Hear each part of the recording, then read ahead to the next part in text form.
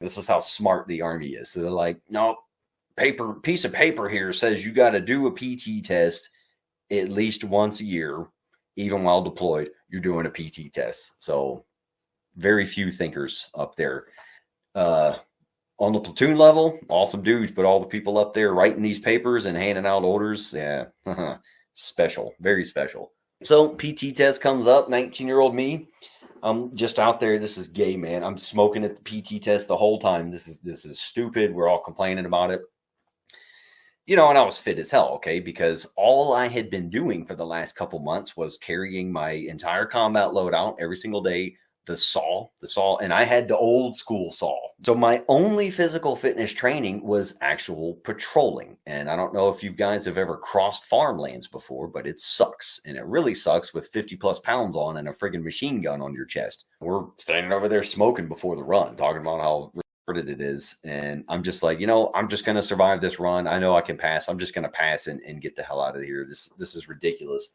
So we do the run. I get to the mile turnaround, and they're calling out like 6:30 something, and I'm just like, I'm like, they got to be looking at dudes that's already turned around or something.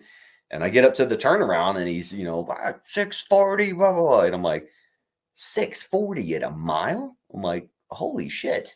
Okay. And pretty much, I think I walked a couple times. Pretty much, I'm just trotting along, cussing about how stupid it is.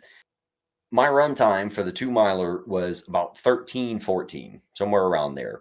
That is the best 2-mile run I ever had in my entire career.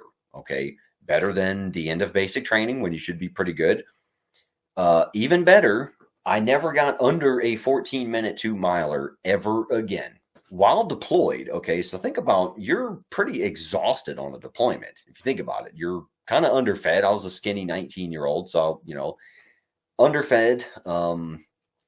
If we weren't patrolling, I'm on my back being lazy, you got the mental stress. Your cortisol levels are jacked up constantly in that environment. And still, I go out there and pretty easily smash that ridiculous test. Okay.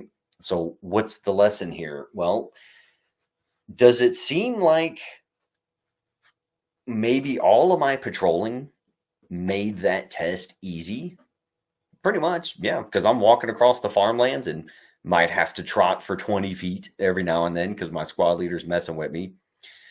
But zero running in shorts and tennis shoes for miles. And as a matter of fact, about 8 years later, when I'm ridiculously fit, I mean, all across the board by all numbers and measurements, everybody likes insanely fit and jacked, really good runner. I still could not get my run time. I think the last good run time I had was about 14:12, lower 14.